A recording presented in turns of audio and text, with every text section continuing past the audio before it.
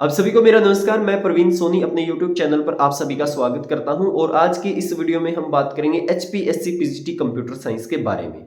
और जैसा कि आपको पता ही है कि पहले भी बहुत सारी इन्फॉर्मेशन मैंने पीजीटी कंप्यूटर साइंस से रिलेटेड आपको प्रोवाइड करवाई है और मेरा पूरा प्रयास यही रहता है कि टू द पॉइंट और ऑथेंटिक इन्फॉर्मेशन ही आपको प्रोवाइड करवाऊं। तो इसी सिलसिले में आज मैं एचपीएससी गया था, डीएससी गया था और जो सरकार के बड़े अधिकारी हैं उनसे कंप्यूटर साइंस की भर्ती के बारे में मैंने बात की है। तो चलिए सीधा मुद्दे की बात करते हैं।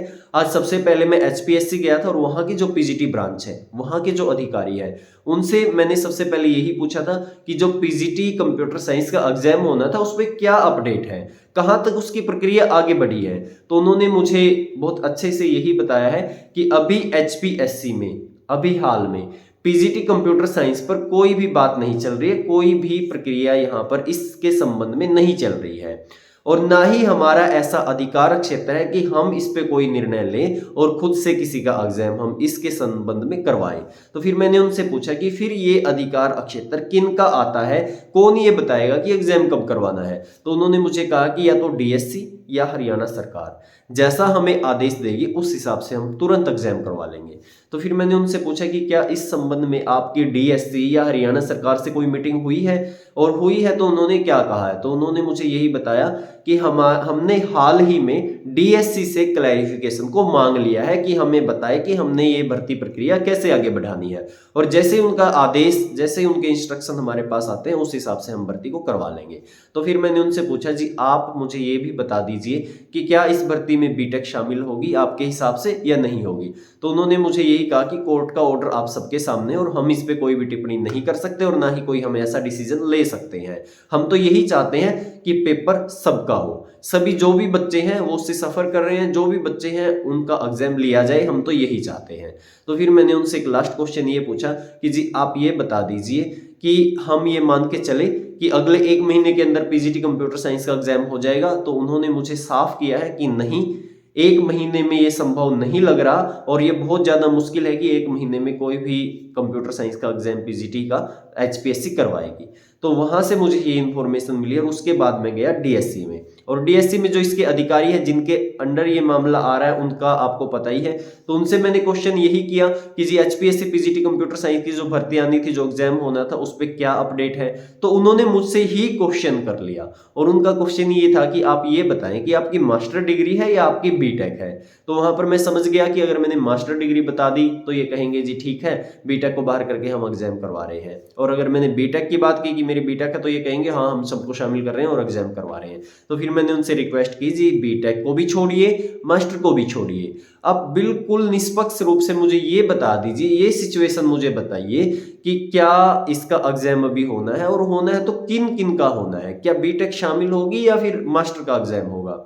तो उन्होंने कहा कि हम पूरा प्रयास कर रहे हैं कि किसी भी तरीके से सबका एग्जाम करवाया जाए।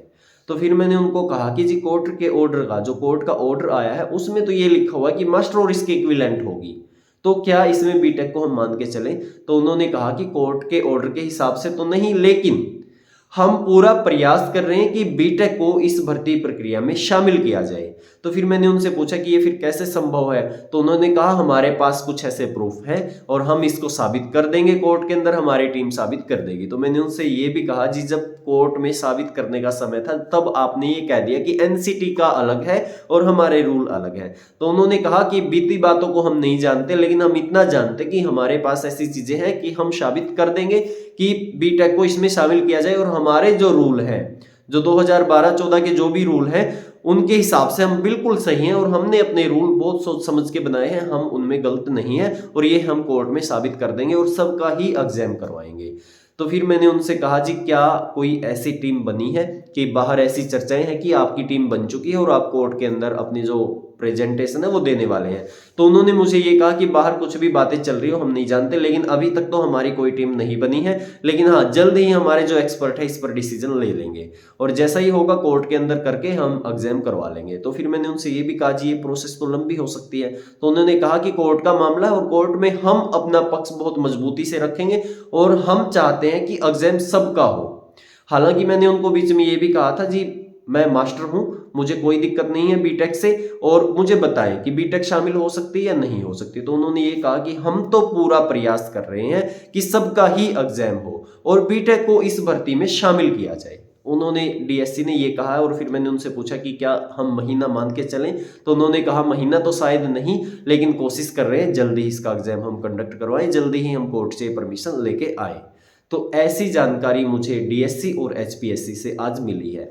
तो इसके हिसाब से आप खुद अंदाजा लगा सकते हैं कि आपका एग्जाम होगा, किन का एग्जाम होगा। इस पे मैं भी कोई टिप्पणी नहीं करना चाहूंगा, लेकिन हाँ, बातें दोनों जगह से यही हुई है।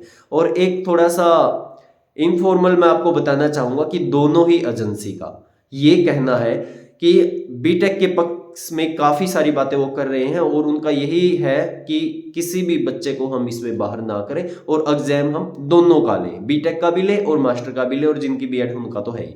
तो उनकी दोनों ही एजेंसी की ये सहानुभूति है बीटेक के बच्चों के साथ, और उन्होंने ये कहा भी है, अब नाम लेके मैं नहीं बता सकता, लेकिन उन्होंने कहा कि बच्चों का क्या कसूर है। कोर्ट में कैंडिडेट लेके गए हैं और जिन्होंने फॉर्म भरा उनका कोई कसूर नहीं है, और हम उनके पक्ष की बात जरूर करेंगे। हम किसी के साथ ऐसा नहीं होने देंगे कि कोई किसी और की गलती से कोई एग्जाम प्रक्रिया में शामिल ना हो पाए। हम पूरा प्रयास ये करेंगे। दोनों ही एजेंसी का ये कहना था, और बकायदा ये था कि बीटेक वालों का कोई कसूर नहीं है। तो ये थी आज की इन्फॉर्मेशन, और उम्मीद करता हूं कि आपको इन्फॉर्मेशन अच्छी लगी होगी। तो आप चाहें तो चैनल को सब्सक्राइब कर सकते हैं। यदि आप मानते हैं कि इन्फॉर्मेशन अच्छी है, ऑथेंटिक है, तो आप चैनल को सब्सक्राइब जरूर कीजिए, और इस पे आप कमेंट्स में जरूर ये लिख सकते हैं कि आपको इसके बारे में क्या लगता है। तो फिलहाल के लिए इतना ही था। आप सभी का धन्यवाद।